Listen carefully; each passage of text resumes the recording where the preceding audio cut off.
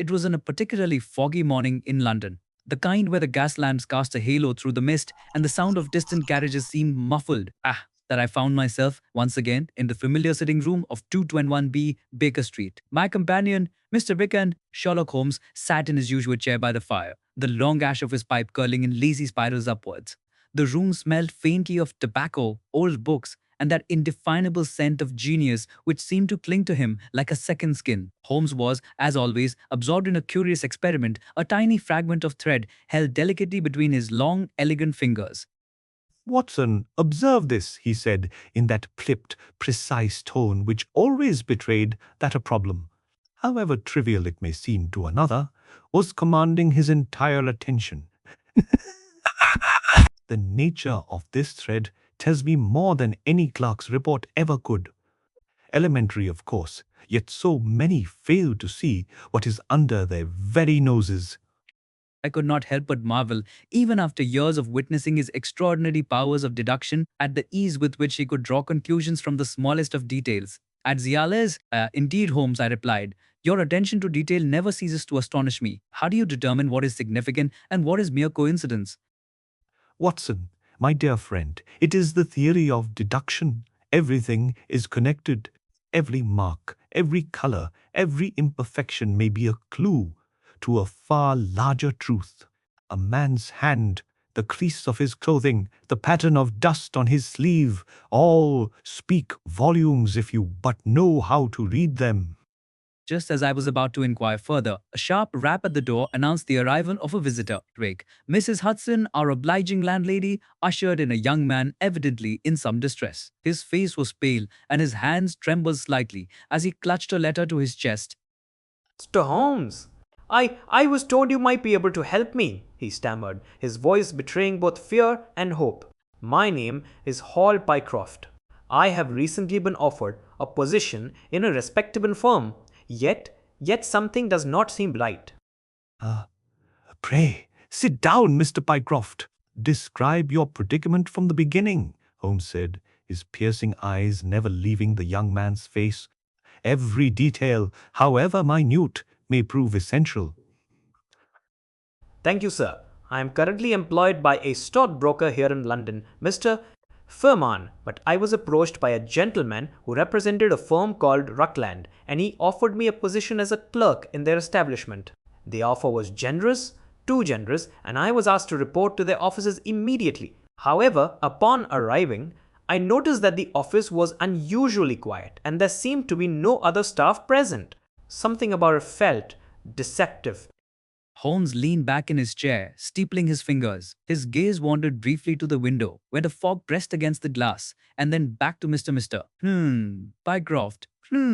I could see him calculating, weighing every word, every gesture, as though he was sifting through the air itself for hidden meanings. Watson, take note. Observe the nervous mannerisms, the hesitation, the choice of words. Hall Pycroft, you are clearly a man of honest intentions. Yet you have stumbled upon a situation that calls for caution. I nodded, scribbling notes diligently in my journal. Holmes, what strikes me immediately is the peculiarity of the firm Rutland. They offer employment without proper vetting, and yet the circumstances seem almost too conveniently arranged. Surely there is more beneath the surface. Exactly, Watson. You are learning, he said with a faint smile. The appearance of generosity can mask intentions that are far less benign. I suspect that Rutland is no ordinary firm, and that Mr.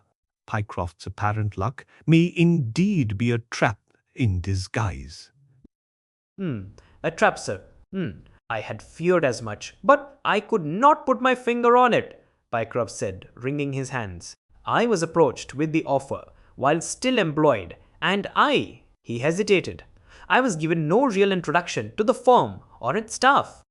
Holmes' eyes narrowed and his long fingers tapped thoughtfully against his knee. Watson, observe how the young man hesitates before speaking. His memory is not flawed. He is restraining himself from divulging something he has deemed irrelevant, but which is, in truth, central to our understanding.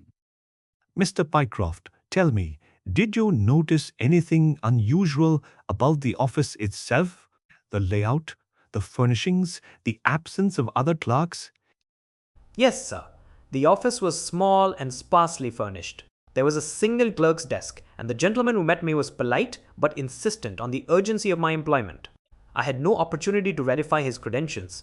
It all seemed so orchestrated. Orchestrated is the word, Watson.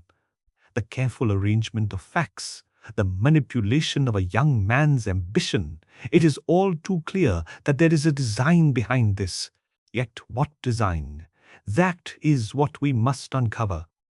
I could see Holmes's mind at work, piecing together what seemed the casual narrative into a lattice of potential deceptions. The young clerk's distress, the unusual employment offer, and the subtle hesitation in his speech all pointed toward a danger that was not immediately apparent.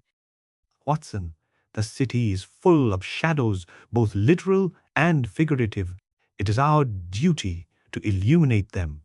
Mr. Pycroft, I assure you that your fears are not unfounded. I shall accompany you to Rutland's office, and we will ascertain the truth behind this curious employment. Thank you, Mr. Holmes. I was afraid I would be laughed at or dismissed. But your words give me hope, Pycroft said, relief softening his tense features. And so, with the fog pressing thick against the windows of Baker Street and the promise of intrigue hanging in the air like the scent of tobacco, we prepared to step into a mystery that would test Holmes's unparalleled powers of deduction and teach me once more the subtle art of observation. Watson, remember this, in the game of shadows, even the smallest detail may illuminate the whole. Pay attention, for the adventure of the stockbroker's clerk is only beginning. Little did we know that the events which would unfold in the next hours would prove as intricate and dangerous as any I had yet witnessed alongside my remarkable companion, Holbo the Gan, Omani, Sherlock Holmes, is ainting Arrivas. The game was afoot, and London's fog seemed almost eager to conceal the truth that we sought. The following morning dawned with that dreary greyness peculiar to London, the kind that seemed to weigh upon the very spirit of the city. The omnipresent fog clung low across the Thames and crept into every narrow street and alleyway. As I readied myself for the day, I could not help but feel a certain tingle of anticipation, for Holmes had declared that we should accompany Mr. Pycroft to the mysterious offices of this so-called firm. Holmes, I said, as we prepared to depart, my medical bag slung over my shoulder, more out of habit than necessity, you appear more certain that there is villainy afoot. Yet might this not be a simple case of a firm seeking employees in an unusual manner? Holmes turned his sharp gaze upon me, the hint of a smile playing upon his lips. My dear Watson, your reasoning is sound in its charity, but flawed in its foundation. To dismiss a peculiarity simply because it may have an innocent explanation is the greatest error an investigator can make. Remember this. When one fact seems odd, it is curious. When many align with that oddness, it becomes suspicious. And when suspicion lingers, it must be pursued. Pycroft joined us at Baker Street promptly at the agreed hour. His pale face betrayed the sleeplessness of a troubled mind. With little ceremony, Holmes hailed a hansom cab, and we set off toward the city. The wheels clattered against the cobblestones, and I could not help but study the expression of my friend as the morning fog lifted slightly, revealing the outlines of spires and chimneys in the distance. You are deep in thought, Holmes, I remarked. Have you already a theory? A shadow of one, Watson. I seldom permit my mind to form a complete hypothesis until the facts have been sufficiently gathered. To theorize before one has data is the gravest of errors. Yet, I confess, the circumstances of Mr.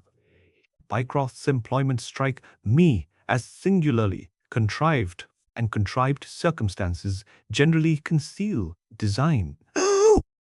It is some relief to hear you say so, sir, Pycroft interjected nervously. For when I attempted to confide my fears to acquaintances, they laughed at me and declared me fanciful. Yet something about the place gnaws at me.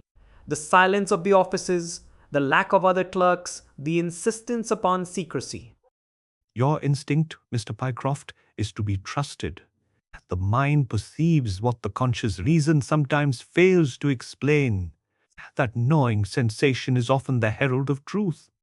Chill. We arrived presently at an unassuming building in a narrow street, the sort one might pass a dozen times without ever noting. Its brickwork was weathered, its windows covered by blinds, and the door bore only a modest brass plate with the word Mawson and Williams engraved upon it. Surely this differs from the name you gave us, I whispered to Pycroft. Yes, Dr. Watson, he answered quickly, glancing about as though fearful of being overheard. The letter I received mentioned Rutland and Co., yet the gentleman explained that the firm had undergone a change of partnership. I did not question it at the time. Holmes raised a hand, silencing further speech. His eyes scanned every detail. The worn step before the entrance, the faint scrape along the lower edge of the door, as though heavy passers had been dragged inside, and a fresh tack mark upon the frame where a notice had once been pinned. Elementary, he murmured to himself, though I knew better than to inquire at that moment.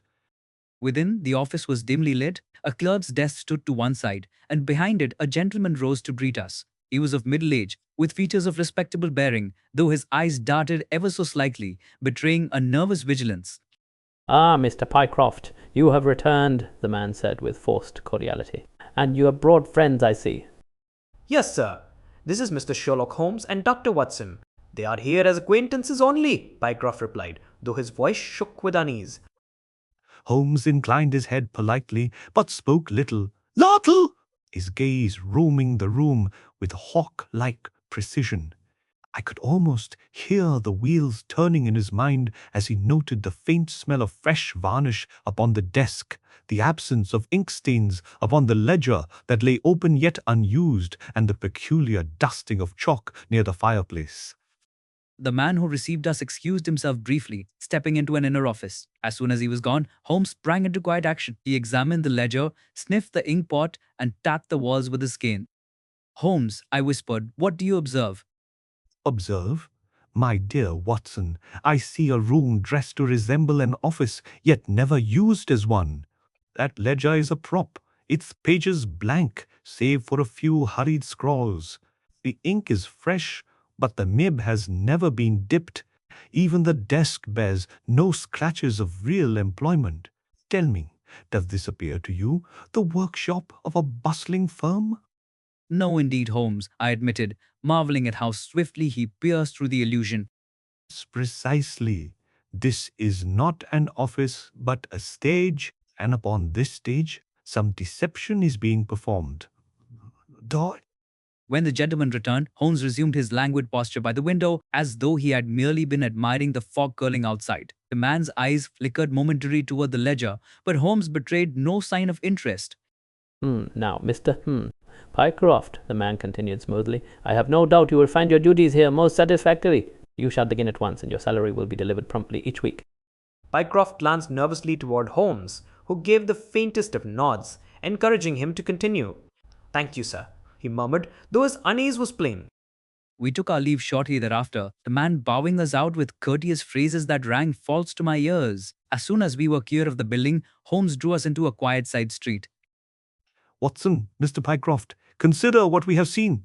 A firm with no employees, an office dressed as though for show, and a gentleman eager to secure a clerk without reference or recommendation. What conclusion do you draw? Hiss? It is as you said, Holmes, a deception, though of what kind I cannot yet fathom. A reasonable reply, Holmes said approvingly. But note further the care with which appearances have been contrived. A false office, false ledgers, false industry. All this effort merely to secure the presence of one honest clerk. Why? That, Watson, is the central question. Until we answer it, the scheme remains hidden in shadow.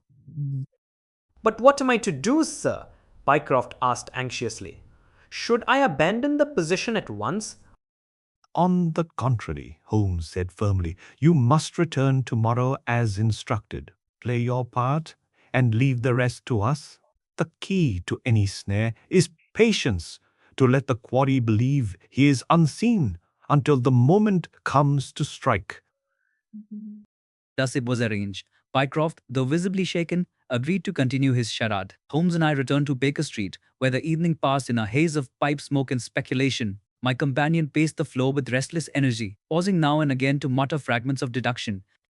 It is clear, Watson. They require Pycroft's presence as cover. But cover for what? Ah, that is the point upon which the entire affair hinges. Tomorrow shall reveal more.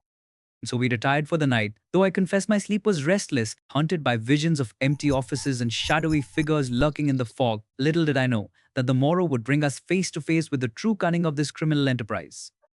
The next morning, a chill hung in the London air, and the fog lay thick over the streets as we made our way once more toward the city. Paul Pycroft walked between Holmes and me, his steps tentative yet determined, as if he feared both the unknown within the office and the invisible eyes that might be watching from every foggy corner. Holmes, for his part, moved with a singular confidence, as though the mist itself parted to clear a path for his genius.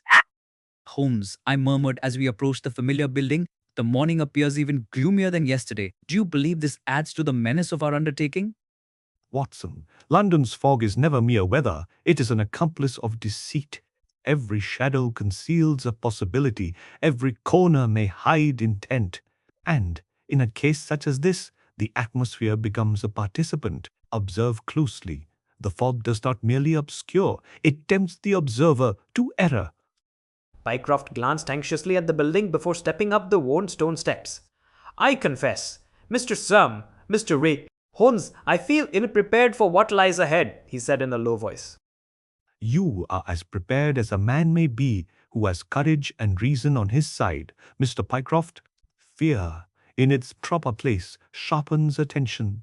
Observe everything and note that which appears mundane. It may conceal the extraordinary. Months. Inside the office, the same quiet prevailed. No other clerks were present, and the single desk remained as pristine as if it were a museum piece rather than a place of daily labor. The gentleman who had greeted us previously was present, a careful mask of civility upon his features, yet I detected the same subtle tension as before. Ah, Mr. Pycroft, he said smoothly. Welcome. I trust you slept well and are ready for the day's work. I am ready, sir, Pycroft answered, though his voice betrayed his unease. Holmes observed quietly from the corner, his sharp eyes scanning the entire room. He noted the slightest movements, a finger brushing dust from the ledger, the gentleman's eyes flicking repeatedly to the door, the faint scuffing of the floorboards that suggested repeated pacing. Watson, he whispered, observe the subtleties. The ledger is again untouched, and the gentleman's movements are cautious, almost rehearsed. They seek to convey an image of industry, yet the image is hollow. Indeed, Holmes, I replied. It is as though the office is a stage and Pycroft merely an actor in their drama. Precisely. And every actor is chosen with care, Watson. Notice, too, how Pycroft hesitates before handling any document. The scheme requires him, yet fears the contamination of evidence or mistake. The morning passed slowly, Pycroft performing his role with anxious diligence. Holmes and I observed silently, recording each gesture and noting the absence of real transactions. It became increasingly clear that the office existed not to conduct business, but to provide cover for another purpose entirely. Watson, he said finally, pacing before the window, there is a pattern emerging. Observe how the office is furnished. One desk, one clerk, and yet signs of activity are simulated. The ledger, the ink, the faintly rubbed chalk marks, all artifice. The only reason for such deception is to attract a man of honesty and skill to serve as unwitting instrument. Pycroft looked up at Holmes with a mixture of hope and fear. Do you mean, sir, that they intend to use me for some dishonest purpose? That is indeed the conclusion toward which all evidence points.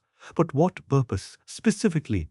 Here is where we must exercise patience. Observe, Watson, how the true nature of crime is revealed only when the criminal feels secure in his design.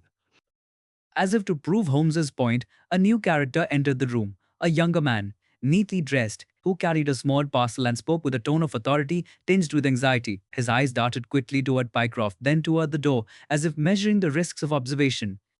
Mr. Pycroft, he said briskly, we are ready to begin the arrangements. Please follow the instructions given to you yesterday. Pycroft hesitated, casting a nervous glance toward Holmes, who simply inclined his head encouragingly. Very well, sir, he replied, moving to comply. though each step seemed weighted with dread. Notice, Watson, Holmes whispered. The younger man exhibits an unusual level of caution. That caution is itself evidence of deceit. Observe his gestures, the direction of his eyes, the care with which he handles trivial items. All betray the hidden purpose. But Holmes, what exactly is the purpose? I feel that we are on the threshold of discovery, yet the final piece eludes me. Patience, my friend. The final piece will present itself in action, not speculation. For now, we gather observations, a false office, an honest clerk, men behaving cautiously. From these simple facts, the machinery of deduction will unfold. I watched as Pycroft began his routine, carefully following instructions to prepare a package. Holmes noted every movement, every hesitation, and I could almost see the invisible threads of inference connecting the disparate facts. The fog outside pressed against the windows, yet inside a different fog, that of deception, filled the room, waiting for the light of reason to penetrate. It is clear, Watson, that these men have constructed an elaborate trap. One honest clerk, isolated and unobserved by others, becomes the linchpin of their design. But why Pycroft?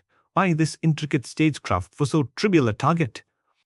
Killing him implies perhaps they require him to serve as an unwitting courier, I suggested. If he handles documents or packages, their guilt is obscured by his apparent innocence. Excellent, Watson. You are grasping the essence. The criminal mind often relies on the complicity of those who do not suspect they are accomplices.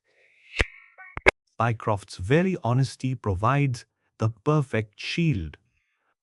By noon, Holmes had collected sufficient observations to formulate a plan. He leaned toward me as Pycroft departed for a brief respite under the pretense of office duties and whispered in a tone of triumphant insight. Watson, the net tightens. Their plot is not merely deceitful, but audacious. They rely on the predictable behavior of an honest man to advance a criminal enterprise. Tomorrow, we shall reveal the full scheme and prevent their intentions from coming to fruition. I could not help but feel a thrill at the prospect, for despite my growing familiarity with Holmes' methods, each new case seemed to awaken a sense of wonder and apprehension. And so we left the office, the fog now heavier upon the streets, London shrouded in its grey cloak, as if conspiring to hide the machinations of men who trafficked in deception. Holmes' eyes gleamed with anticipation, and I could sense that the moment of revelation, long awaited, was drawing near. Mark my words, Watson, he said quietly. The criminal's own carelessness shall betray him. We wait, patient and observant, for the hour of truth. Little did I suspect how close we were to witnessing the cunning, yet ultimately fragile, design of those who had sought to ensnare a simple stockbroker's clerk. The adventure, already intricate, promised revelations that would astonish and instruct alike. The following morning, a biting chill clung to the streets of London, and the fog pressed thick against the windows of 221B Baker Street. As Holmes and I prepared for the day's business, there was a singular energy about him, a tension in the muscles of his long frame that made me suspect we were approaching the crux of the case. Howard Pycroft was already awaiting us, pale and nervous, yet resolute in his determination to follow the instructions given by the mysterious firm. Holmes, I said as we reviewed our plan, I confess a certain apprehension. The men behind this scheme seem clever, and their deceit is artfully contrived. But this fast, how should we prevent them from using Pycroft as an unwitting instrument? Fear not, Watson. Remember, the strength of detection lies in patience and observation. We shall allow the criminals to proceed as they believe, yet we shall shadow them closely, ready to intervene the instant their true purpose reveals itself.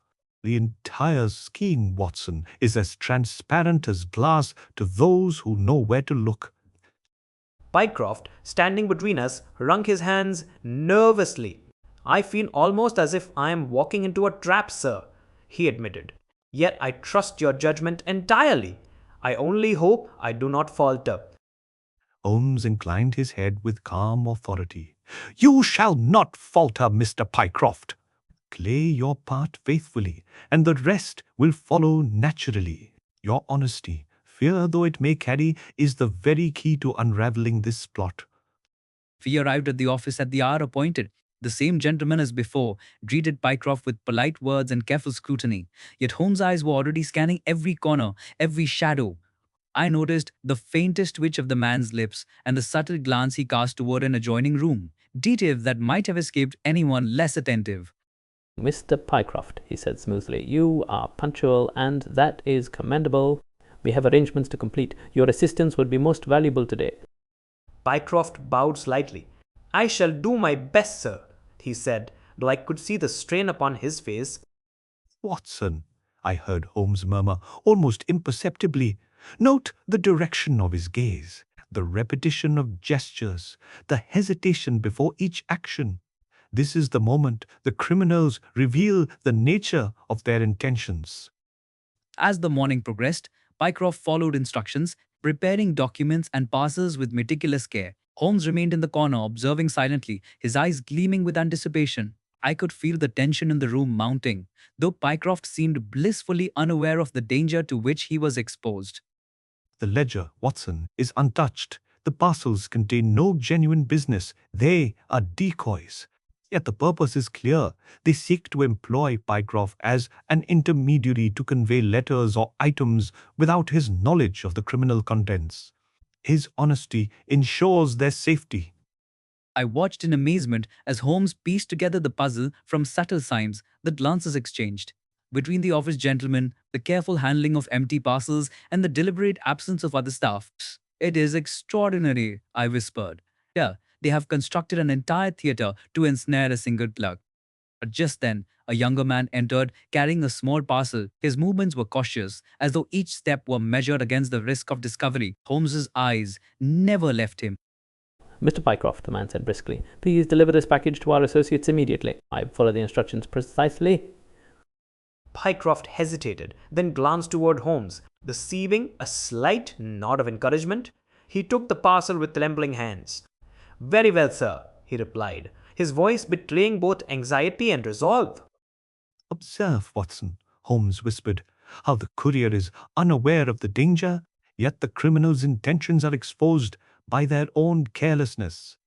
The package is merely a prop, but their behavior is the true evidence. As Pycroft departed with the parcel, Holmes and I followed at a discreet distance.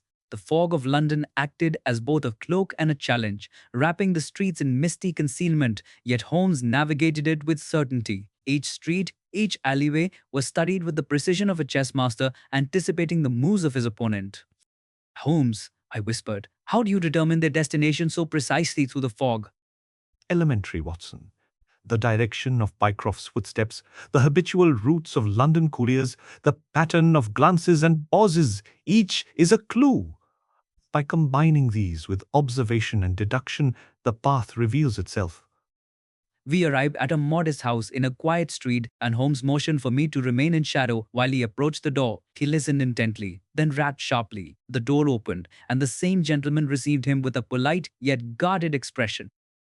Good morning, Holmes said smoothly. Smoothly.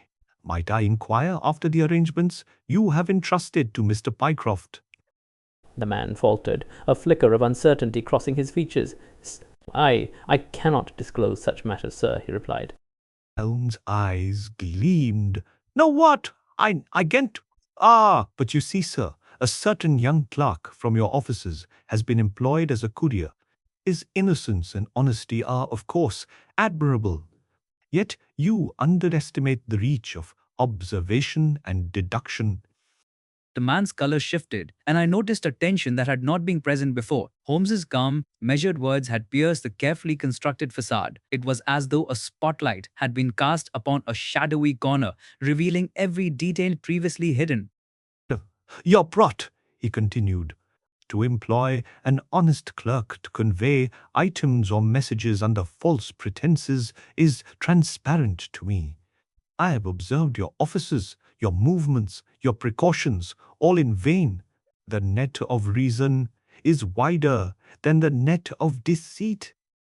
The man hesitated, then sank into a chair, his arrogance replaced by apprehension. And it seems you have discovered our design, he admitted, his voice wavering. Indeed, Holmes said calmly. And happily for your intended victim, Mr. Pycroft, your scheme is at an end. At that moment, I could not help but marvel at the elegance with which Holmes had unraveled the entire conspiracy. Through patient observation, careful deduction, and strategic shadowing, the criminal's audacious plan had been exposed without confrontation or violence. The fog of London, which had concealed them, now seemed the backdrop to their undoing. Holmes, I said in quiet admiration, your skill never ceases to astonish. The truth was hidden in plain sight, yet only you could perceive it. Watson, he replied, with a faint smile, the apparent difficulty of a case is often inversely proportional to the attention one pays to the details. Everything is elementary, my dear Watson, when viewed through the lens of observation and deduction. With that, the criminals were left to contemplate the failure of their scheme. It's a Lakers, you, and we returned to Baker Street, the mist now beginning to lift, revealing the rooftops and spires of the city in the pale afternoon light. It was a moment of satisfaction, yet tempered by the knowledge that such cunning always lurked behind the ordinary facades of London's streets. Watson, he said, settling into his chair by the fire once more, take note of today's events. A single, honest clerk was to be exploited, and yet through careful attention we prevented their design from succeeding.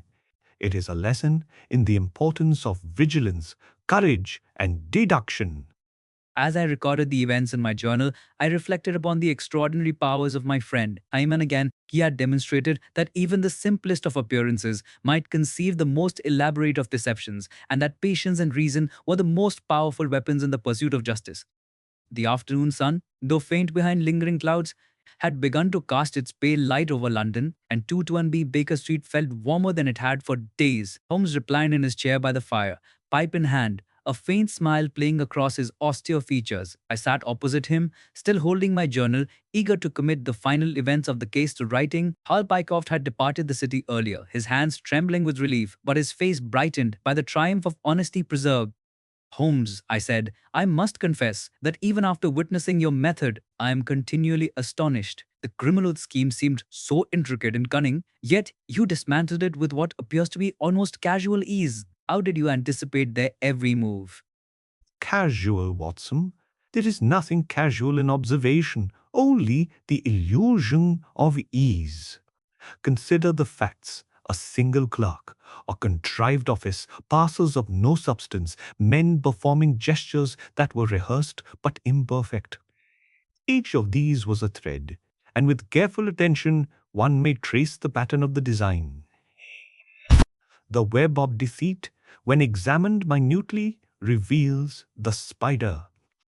I reflected upon his words, and indeed, throughout the case, Holmes' mind had been a perfect instrument of reason, piercing every veil of deceit, discerning the criminal intent concealed beneath ordinary appearances.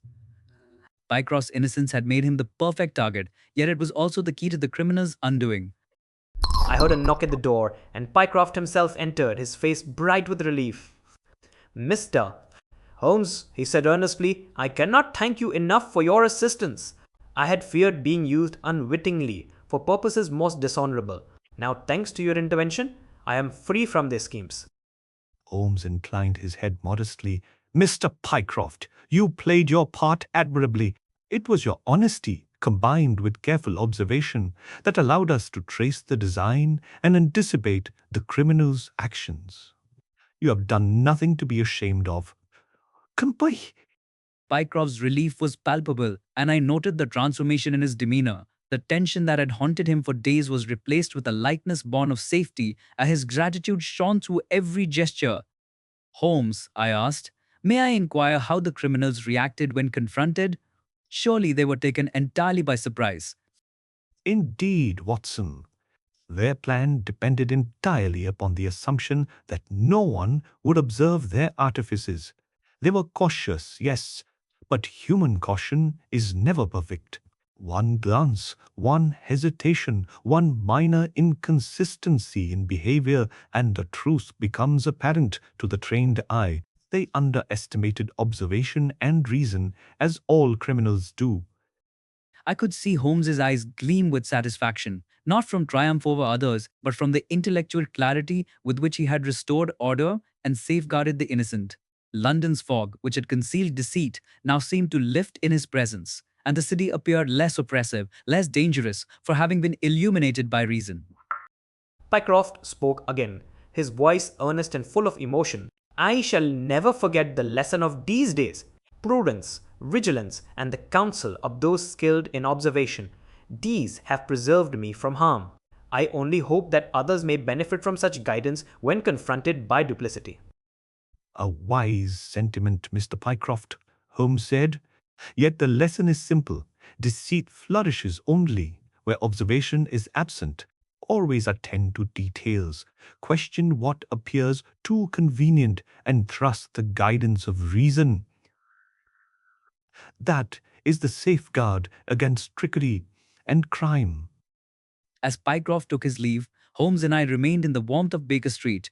By dawn, now fully breaking through the remaining mists, I could not help but reflect on the delicate balance between innocence and cunning, and on the extraordinary mind of the man who navigated that balance with such apparent ease.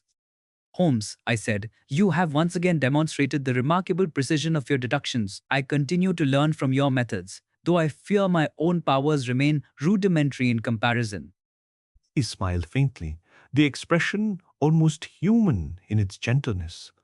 Watson, your powers of observation have improved immeasurably. You note what others overlook, and your understanding of human nature deepens with each case. In time, you shall develop your own style of deduction, one complementary to mine. Every assistant is a student, and every student eventually becomes a practitioner. Koma, Felt a swell of pride, mingled with admiration. The lessons of observation, patience, and reason were etched into my memory, reinforced by the tangible relief of an innocent man saved from exploitation. I resolved, as I always did, to cultivate these skills with diligence and care. Watson, he said, his gaze drifting to the window and the soft glow of the evening sky. Remember this case well. A single clerk, honest and unsuspecting, was nearly ensnared by elaborate deceit. Yet the truth, patient and persistent, revealed itself. Elementary, yes, but instructive. That is the value of vigilance and deduction. And so the adventure concluded. London streets, once shadowed with suspicion, seemed now less formidable, illuminated by reason and guided by justice. I reflected upon the delicate interplay of innocence, deception, and intellect, and I knew that while the city might harbor countless schemes, there would always be one man capable of discerning truth from artifice: Sherlock Holmes. Holmes, the adventure of the stockbroker's clerk is concluded, yet I find myself eager for the next challenge. London is vast, and I suspect your talents would be required many times more. Indeed, Watson, he replied, his eyes twinkling. The game is always afoot, and there are mysteries yet untold. But for now, let us enjoy the quiet, for even the most vigilant mind benefits from the calm before the next storm. As I closed my journal, the firelight flickering upon the walls of 211B reflected upon the lessons of this case. Observation, patience, and unwavering attention to detail had once again preserved justice and protected the innocent. And I, ever grateful to bear witness to the genius of my friend, resolved to record these events with care, that others might understand the extraordinary skill and humanity of Sherlock Holmes.